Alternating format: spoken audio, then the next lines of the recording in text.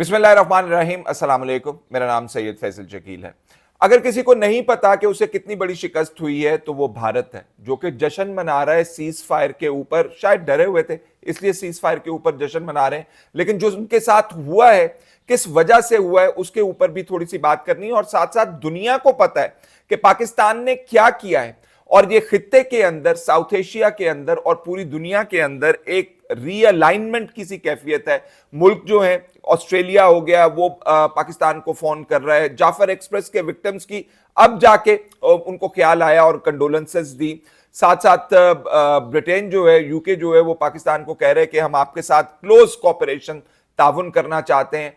आप अफगानिस्तान का हाल सुने तो अफगानिस्तान वाले जो है वो हाथ जोड़ के, कान जोड़ के कह रहे हैं कि जी भारत को हम अब उस तरह एक्सेस नहीं देंगे, हम यहां पे आपके साथ मिलकर काम करेंगे। और ये जुमे और हफ्ते को ट्राइलैटरल मीटिंग हुई है चाइना के साथ, पाकिस्तान के साथ और अफगानिस्तान के साथ।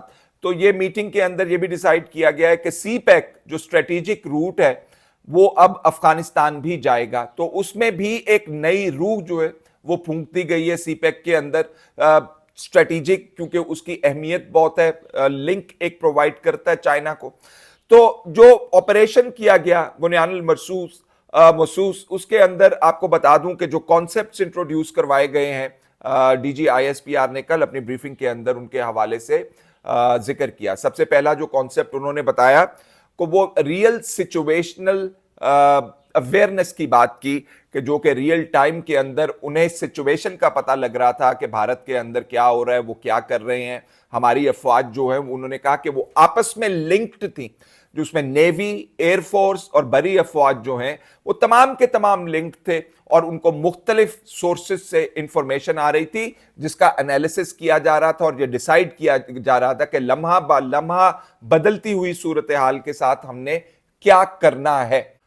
इसके अलावा जो डीजीआईएसपीआर साहब ने कॉन्सेप्ट का बताया जिसके तहत ऑपरेशन किया गया और पाक अफवाज जो हैं वो उसके मुताबिक काम कर रही थी, वो नेटवर्क सेंटरिक एक अप्रोच थी, जिसके अंदर तमाम चीजें जो हैं वो इंफॉर्मेशन बेस्ड है, और इंफॉर्मेशन की सुपीरियरिटी की बुनियाद के ऊपर तमाम चीजों का फैसला किया जाता है, जिसमें लिंक्ड है आपकी तमाम किस्म की अफवाज, उसके साथ साथ उनके जो कमांड है वो बैठी हुई है, और साथ साथ जो लोग फील्ड के अंदर ऑपरेशन कर रहे हैं उनको भी इस अवेयरनेस का अंदाजा है। तो इस किस्म के सिस्टम से फायदा ये होता है कि आप कमांड का जो स्ट्रक्चर है आपका, वो फैसला it can take it quickly, और आगे कम्युनिकेट करना और उसको एग्जीक्यूट करना, यानी कि जो ऑपरेशंस हैं उनकी रफ्तार में भी इससे कई गुना इजाफा हो जाता है, जो कि पाकिस्तान के रिस्पॉन्स से आपको पता भी चला होगा।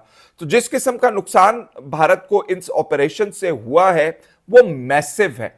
तीसरी जो डीजीआईएसपीआर ने बात की अपने कॉन्सेप्ट के हवाले से, जो कल की प्रेस कॉन्फ्रेंस थी उसके अंदर उन्होंने बताया कि हमने जो मल्टी डोमेन ऑपरेशंस करने की सलाहियत हासिल की, उससे ना सिर्फ भारत के अंदर मिलिट्री टारगेट्स टारगेट किए गए, बल्कि उनके अलावा वो टारगेट्स जो विसिनिटी में, जो क्लोज उनके थे मिलिट्री इंस्टॉलेशंस के, जिनके अंदर आपके टेरर के हवाले से प्लानिंग की जाती थी या पाकिस्तान के अंदर दहशतगर्दी के हवाले से प्लानिंग की जाती थी, उनको भी हिट किया गया है। और ये जो टारगेट्स की उन्होंने बात की, उन्होंने कहा कि हमारे पास इतनी कैपेबिलिटी थी कि हम एक तरफ भारत से जो है वो हम रिटेलिएट कर रहे थे या जवाबी वार कर रहे थे, तो दूसरी तरफ दूसरी बॉर्डर के ऊपर, अफगानिस्तान वाली साइड के ऊपर, बलूचिस्तान वाली साइड के ऊपर एक्टिव किया हुआ था बहुत ज्यादा भारत ने इन दहशतगर्द ग्रुपों को, और ये दहशतगर्द ग्रुपों को भी हम साथ साथ निमट रहे थे। तो ये जो मल्टी डोमेन के अंदर ऑपरेशन की कैपेबिलिटी है, ये भी बहुत इंपॉर्टेंट कैपेबिलिटी है जिसकी वो बात कर रहे थे। अब जो बातचीत चल रही है यहां पे कि अब डोनाल्ड ट्रंप साहब ने ऐलान किया, उन्होंने कहा कि जी मैंने सीज फायर करवाया है, तो भारत की तरफ से कहा जा रहा है कि नहीं जी, ये तो सीज फायर जो है आपके कहने के ऊपर हुआ है। तो हमने तो साफ साफ बता दिया कि भाई हमारे कहने के ऊपर सीज फायर नहीं हुआ, आपकी कमर टूटी थी।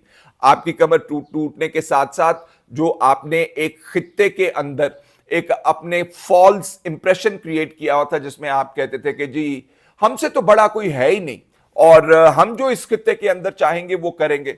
अगर आप इनके रिलेशनशिप देखें, नेपाल के साथ देख लें, बांग्लादेश के साथ देख लें, पाकिस्तान के साथ देख लें, श्रीलंका के साथ देख लें, तो हमेशा एक घुमंड की अप्रोच है, हमेशा एक धौंस की अप्रोच है भारत की।